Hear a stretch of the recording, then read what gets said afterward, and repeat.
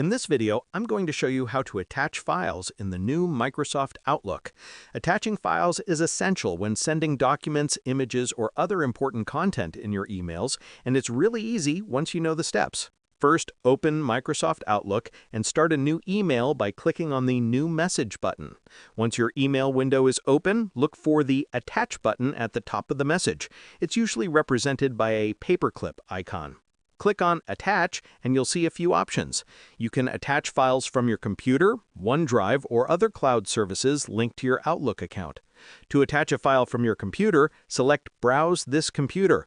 Then navigate to the file you want to include, click it, and press Insert. If you want to attach files from OneDrive, select Browse Cloud Locations. Choose the file you need and decide whether to share it as a link or copy of the file. Outlook makes it easy to share cloud files without downloading them first.